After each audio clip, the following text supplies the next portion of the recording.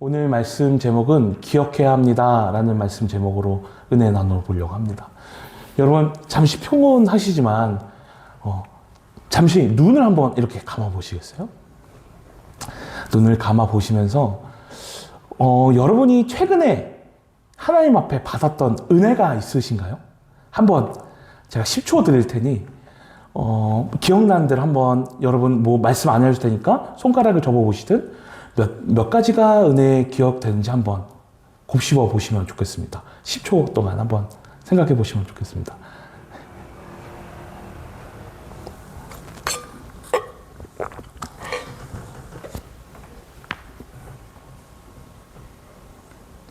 네, 됐습니다. 제가 숫자는 확인하지 않겠습니다. 여러분, 신앙이 좋다라는 건 과연 무엇일까요? 신앙이 좋다라고 할 때 우리가 그 기준이 참 애매하잖아요. 방언으로 크게 기도하면 그게 신앙이 좋은 건가? 그렇다고 하기에는 좀 뭔가 아쉬워요. 그렇죠? 아니면은 뭔가 능력이 큰 게 신앙이 좋은 건가? 그것도 좀 아닌 것 같아요. 제가 정의한 신앙이 좋다는 것은 대단한 은혜를 많이 받고 엄청 남들이 받을 법하지 못한 은혜들을 많이 받은 크게 받은 사람이 신앙이 좋은 게 아니라 은혜를 잘 기억하는 힘이 있는 사람이 신앙이 좋은 사람입니다. 어떤 큰 것을 많이 받고 누린 사람보다 하나님이 나에게 어떠한 일들을 베푸셨으며 크고 작은 그 하나님이 내 일상 가운데 지배하셨던 그 은혜들을 잘 기억하는 사람, 그 기억하는 사람이 하나님 앞에 신앙이 좋은 사람이다 라고 얘기할 수 있을 것 같습니다. 여러분은 잘 기억하고 계십니까? 오늘 이스라엘 백성들은 그러지 못한 것 같아요. 시편 106편 10절에는 어제의 말씀이죠. 이렇게 좀 끝이 났습니다. 함께 읽어보겠습니다. 시작.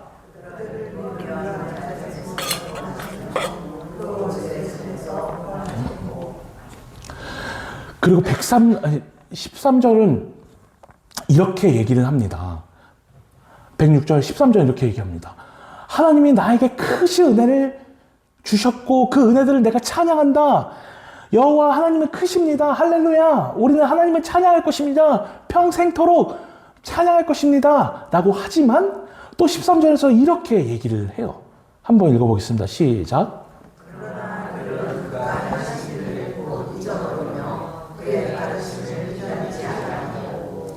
아멘.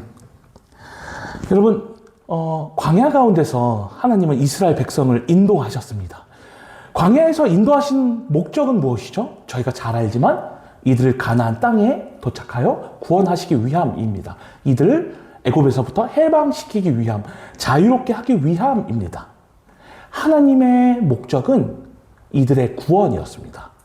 근데 이스라엘 백성은 광야에 나가다 보니까 자신들이 하나님이 우리에게 약속한 그 약속도 있고 어느덧 자신들을 배부르게 채워줄 우상을 만들기 시작했어요. 하나님은 이들에게 구원을 주시고자 했지만 이스라엘 백성은 자신들의 배를 채워줄 우상을 다시금 찾았습니다. 이 맞지 않는 코드, 이 갭 차이에서 이스라엘 백성은 세 가지를 잃어버렸다라고 시편은 오늘 얘기를 하고 있습니다. 첫 번째는 무엇을 잊어버렸냐? 하나님이 세우신 자리에 은혜를 잊었습니다. 오늘 106편 16절부터 17절 함께 읽어보겠습니다. 시작.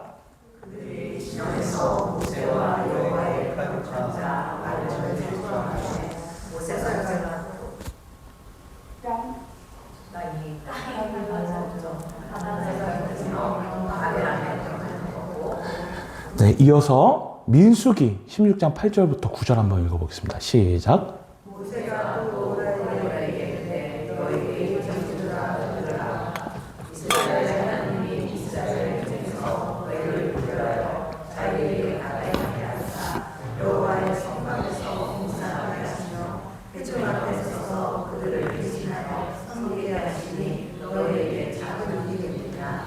아멘.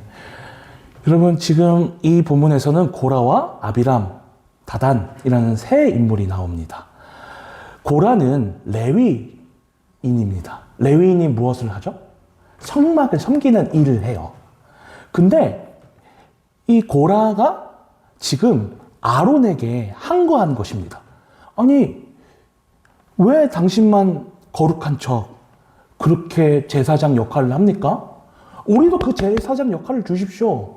라고 지금 고라가 불만을 품고 있었어요. 그리고 아비람과 다단은 야곱의 첫 번째 장자가 누구죠? 르우벤 지파의 후손입니다. 그러니까 어떻게 보면은 이스라엘 백성, 지금 출애굽한 이스라엘 백성들 안에서도 그 리더를 맡고 있는 인물들이에요. 아비람과 다단은. 근데 이들은 모세에게 따집니다. 아니, 당신만 잘났어? 당신만 리더야? 우리도 리더라면 좀 한 끝발 하는 사람들이야. 우리도 방구 좀 껴. 이런 식으로 모세에게 대들기 시작해요. 당신만 잘났어? 당신만 리더야? 라고 하면서 지금 모세에게 대들고 있습니다. 이들은 고라와 아비람, 다단, 이들은 왜 지금 항거를 할까요? 자신들의 위치가, 그리고 저들의 위치가 마음에 들지 않는 거예요. 근데 여러분, 레위기를 자세히 보시면요, 이 모든 배치와 누구는 여기서 무엇을 섬기며, 레위 족속은 성막을 섬기며, 이 성막 안에서도 기구와 전등을 섬기며, 이런 모든 세세한 디자인을 누가 하셨죠? 하나님이 하셨습니다. 지금 고라와 아비람과 다단은 단순히 모세와 아론에게 따진 것이 아니라 이렇게 얘기한 거예요. 저는 하나님의 디자인이 마음에 들지 않아요. 저는 하나님의 디자인이 마음에 들지 않아요. 왜요? 자신들의 위치보다 지금 모세와 아론이 있는 저 자리가 탐났던 거예요. 왜 탐났을까요?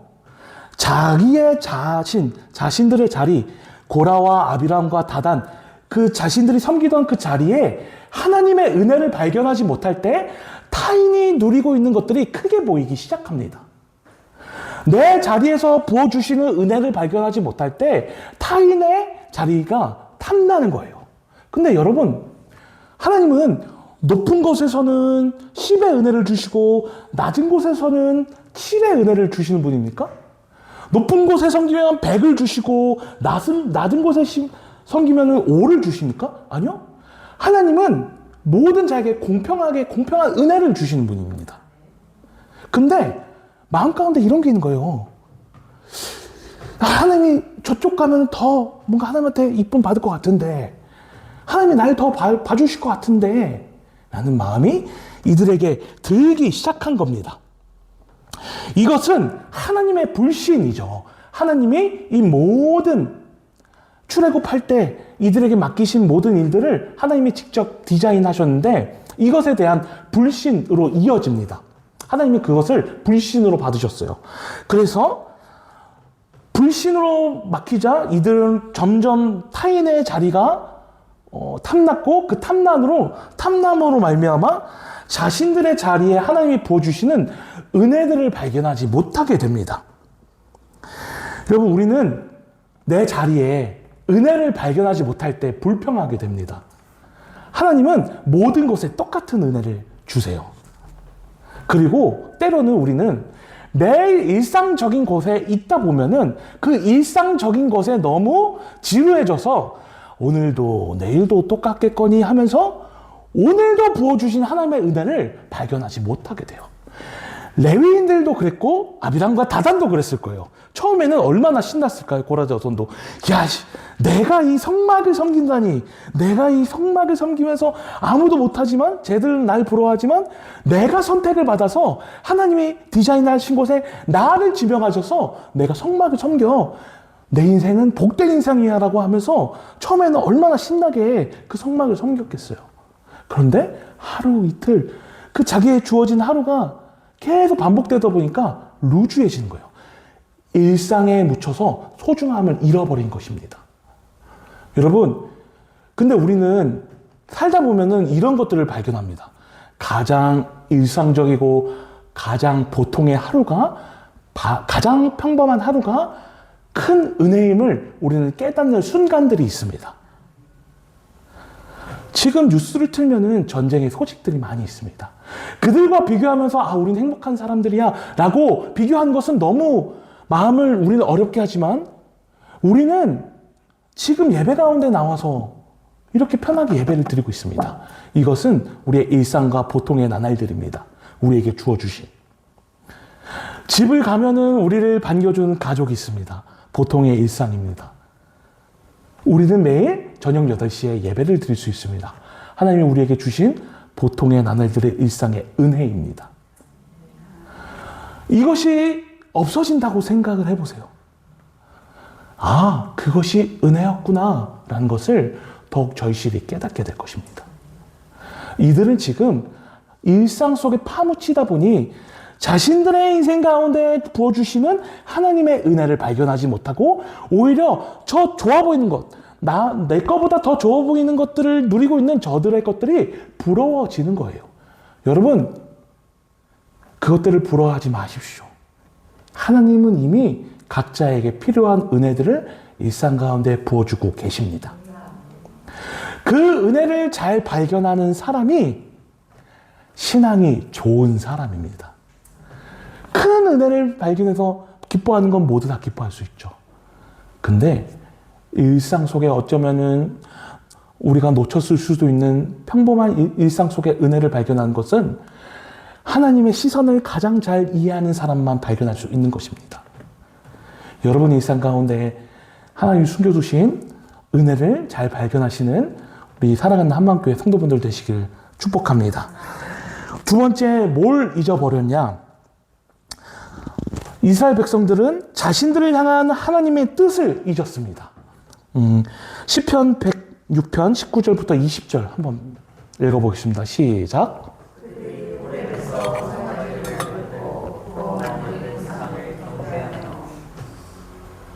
20절. 네.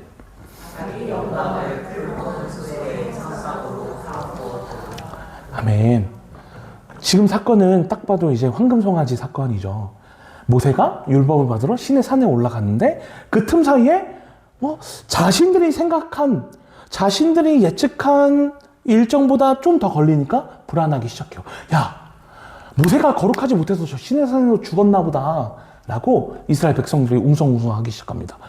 이 분주함과 초조함 때문에 이들이 무엇을 만들죠? 금송아지를 만들어요. 사람의 분주함과 초조함이 우상을 만들었습니다. 이 우상은 애굽에서 본 우상이에요. 애굽의 번영과 애굽의 재물을 가져다 준다고 했던 그 애굽 사람들이 섬겼던 그 큰 송아지, 그것을 이들은 기억하고 있었습니다. 하나님은 그런 모습일 거야. 왜냐? 하나님은 우리에게 좋은 것을 주셔야 하니까. 하나님은 우리가 필요한 것을 채워주셔야 알맞는 분이니까 우리가 금송아지로 하나님의 모형을 만들자. 하나님이 성경 안에서 자신이 금송아지라고 말한 부분이 있나요? 아니요, 한 번도 없습니다. 이들은 지금 이들의 욕망을 투영해서 자신들이 원하는 모형으로 자신들의 말을 잘 들을 것 같은 우상을 만들었어요. 애굽에서 봤던. 그리고 이렇게 바랬겠죠. 하나님, 저의 인생 좀 술술 잘 풀리게 해주세요. 저희 좀 꽃길 좀 걷게 해주세요. 저희 좀 배 좀 안 고프게 해주시고 저희 좀 따뜻하게 해주세요. 저희 좀 강야에서 개고생 안 하게 해주세요. 라고 했을 것입니다. 이들의 목적은 자신들의 편이었습니다. 이들의 신은 자신들의 배였습니다. 배를 채우는 것이 이들의 목적이었습니다. 평안이었습니다. 하나님이 이들을 광야에 부르신 목적은 이들을 편하게 하기 위함이었나요? 하나님이 이들을 광야로 이끌어내신 것은 이들의 편의를 위함이었나요?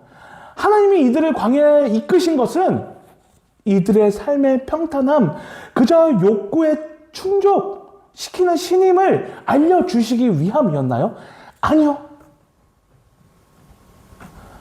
광야는 어떤 곳입니까? 광야는 하나님 없이는 살 수 없는 곳입니다. 광야는 하나님이 말씀해 주시지 않으면 어떠한 방법도 없는 곳입니다. 그렇기 때문에 하나님 말씀에 순종해야 사는 곳입니다.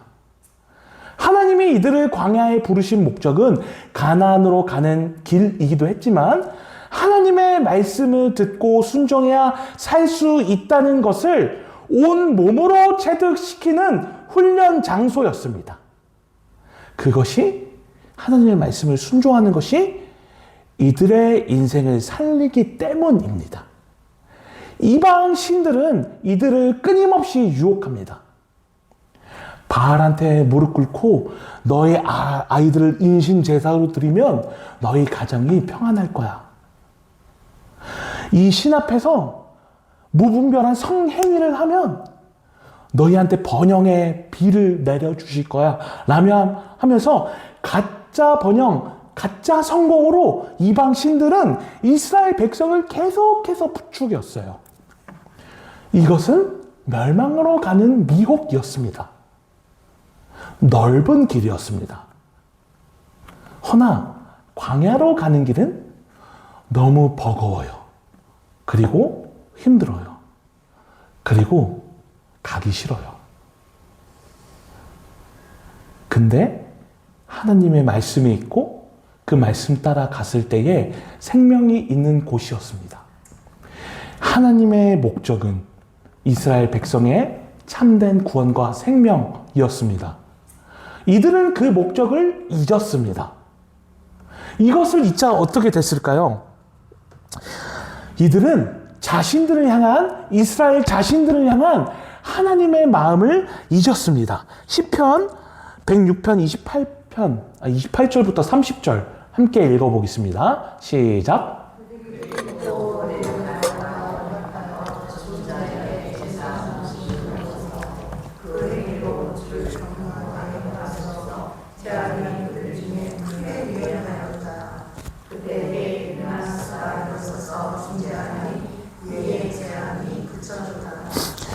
아멘.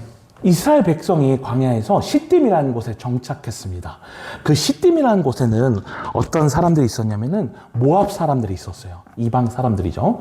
이 모압 사람들은 바알, 부올이라는 신을 섬겼습니다.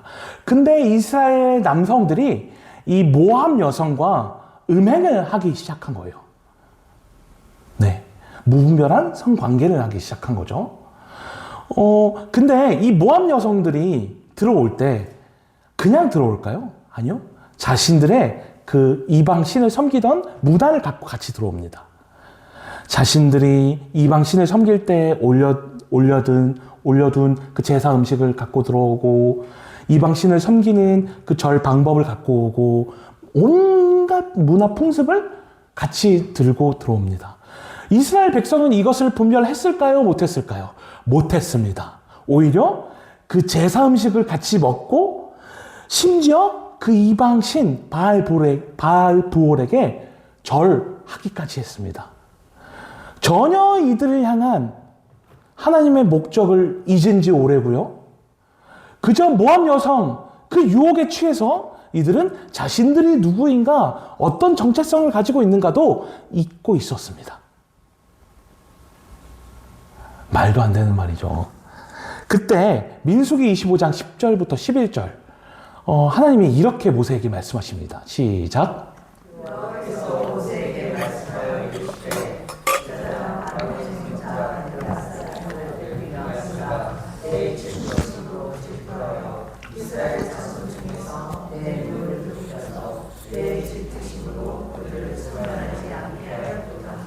아멘.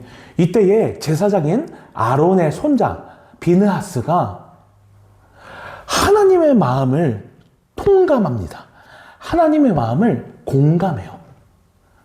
하나님이 지금 이 모압 여성들과 동침함으로 무분별하게 죽게 된 이스라엘 백성을 보고 질투하고 계시는구나를 비느하스가 공감해요. 근데 여러분, 이 질투라는 표현이 어떻게 여러분한테 다가오시나요? 마치 이런 거, 막 이렇게 눈을 좀 이렇게 하면서 하나님이 막 이렇게 약간 삐진 것처럼 보이시나요, 혹시? 근데 여기서 나오는 이 질투는 그런 질투가 아닙니다. 질투의 원어는 깐나라는 뜻이에요. 이 깐나는 무슨 뜻이냐? 색이 진해지다, 얼굴이 붉어지다라는 표현입니다. 즉 하나님이 지금 내 질투심을 비느하스가 느꼈다라고 했을 때 이 질투심은 하나님이 얼굴이 붉어진 것을 표현하는 것입니다. 무엇 때문에 붉어진 것일까요? 화도 나셨겠지만 이들을 살리고자 하는 하나님의 마음의 심정이 너무 뜨거워서 질투라고 표현은 했지만 강렬한 마음, 이것을 어떻게 주체하지 못하겠어서 얼굴이 붉어질 정도로 안타까운, 애틋한, 너무 화나고 애틋한 이 마음을 질투 깐나라고 표현하신 것입니다. 애통하고 안타까운 이 마음을 지금 비느하스가 공감한 거예요.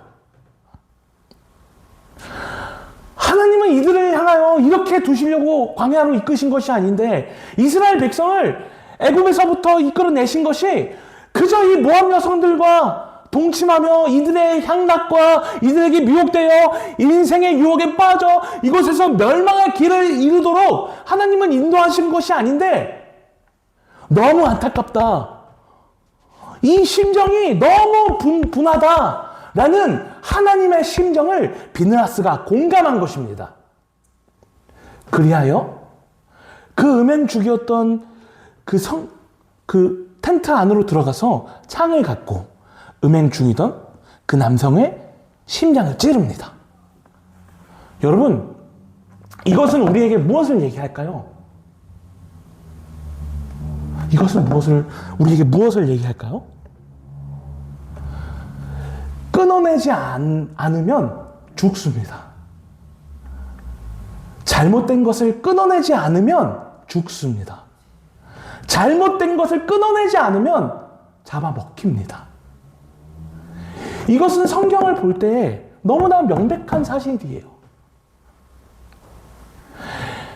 비느하스는 창으로 찌를 때, 자신의 동족을 창으로 찌를 때 어떤 심정이었을까요? 분하지만, 너무 화나지만 안타까운 심정. 이렇게 해서까지 끊어내야 되는 그 죄의 공포스러움, 죄의 어마무시함을 주체하지 못하고 하나님 심정을 통감했을 때 보인 것입니다. 죄를 끊지 않으면 죽습니다. 그리고 이 죄는 전염됩니다. 그래서 이 역병으로 25만 명이 죽었다고 나와 있어요. 이것 때문에 내리신 역병으로 25만 명이 이 진영 안에서 죽었습니다. 여러분, 우리의 죄, 우리의 무분별한 죄, 무엇으로 심겨지고 어떠한 문화로 심겨지고 은밀하게 우리 마음 가운데 에이, 이 정도는 괜찮겠지 라고 스며들어온 그 무언가를 끊어내지 못하면 죽습니다. 근데 이 죽는다는 것은 무엇일까요? 우리가 더 이상 하나님의 마음을 공감하지 못한다는 거예요. 더 이상 무언가 잘못된 것을 해도 찔리지 않아요. 더 이상 올바른 길로 가지 않는데 이것이 우리에게 경고등을 비치지 않는 것입니다.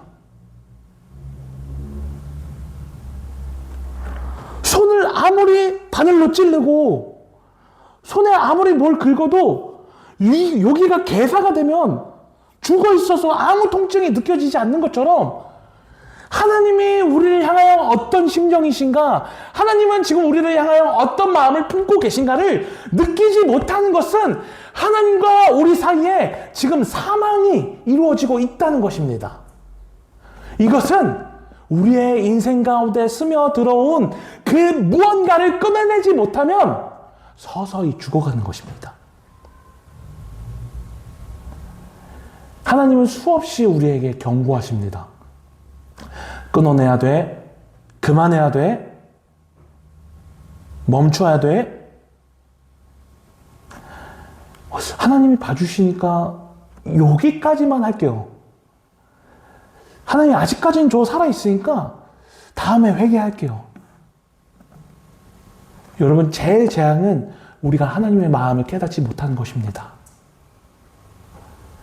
더 이상 말씀을 봐도 우리의 마음이 하나님의 마음을 모르겠고, 더 이상 예수 그리스도의 복음을 들어도 우리의 마음이 반응하지 않으며, 더 이상 십자가를 봐도 우리의 마음이 냉랭한 것, 그것이 우리의 인생 가운데 가장 큰 저주입니다. 허나 여러분, 우리는 있습니다. 날마다 하나님의 우리의 인생 가운데 어떠한 계획을 품고 계시고 우리의 일상 가운데 어떠한 은혜를 주시고 우리를 향한 하나님의 목적이 무엇인지 우리는 잘 까먹어요. 근데 여러분, 하나님이 우리가 그것을 잘 까먹는 걸 아시기 때문에 하나님이 우리를 기억하세요. 하나님이 우리에게 무엇이 필요한가를 명확히 기억하시고 무엇보다 하나님이 예수 그리스도의 십자가를 통하여 우리를 살리시기로 작정하신 그것을 기억하고 계십니다. 우리는 까먹지만 하나님이 십자가를 기억하시고 우리는 까먹지만 하나님이 우리를 기억하고 계십니다. 그것에 우리의 소망이 있습니다. 그럼 우리는 어떻게 해야 할까요? 날마다 말씀 가운데 나아가서 우리는 하나님의 은혜를 구하는 수밖에 없습니다. 그리고 날마다 부어주시는 은혜를 기억해야 합니다. 하나님, 우리는 까먹지만 오늘 또 우리에게 이런 은혜를 주시는군요. 하나님, 우리에게 이런 작은 은혜를 또 주시는군요. 라면서 날마다 하나님의 은혜를 담고 담아야 합니다. 크고 대단한 것을 경험하며 그 은혜를 구하는 것보다 하나님이 주신 보편적이고 일상적인 은혜들, 크고 작은 은혜들을 우리는 기억해야 합니다. 그 은혜를 기억할 때 하나님이 우리의 일상 가운데 부어주시는 하나님의 일들을 바라볼 수 있고, 그리고 무엇보다 제가 세 번째 말씀드린 것처럼 그 하나님이 우리의 인생 가운데 어떤 심정이신지 하나님의 마음을 그 은혜를 통하여 알 수 있게 됩니다. 은혜를 기억하는 것이 하나님을 가장 잘 섬기는 일이며, 은혜를 기억하고 그 은혜를 들고 하나님 앞에 나아가는 것이 그 하나님을 가장 영광스럽게 예배드리는 기쁨인 줄 믿습니다. 네. 사랑하는 한마음교회 성도 여러분, 잘 기억하시는 우리가 되기를 원합니다. 하나님이 부어주시는 은혜들을 까먹지 않는, 날마다 그 일상에 부어주시는 은혜들을 차곡차곡 잘 기억하는, 그리고 그 은혜를 들고 우리가 기쁨과 그 설렘으로 그 예배 가운데 나와서 하나님, 이번 한 주 우리에게 이런 은혜를 주셨군요. 하나님이 우리의 예배의 대상 되십니다. 하나님은 우리의 은혜의 주관자 되시며 우리의 일상의 주인 되신다라는 고백을 우리 마음 가운데 진심으로 드릴 수 있는 저와 여러분 되시기를 주님의 이름으로 축원합니다.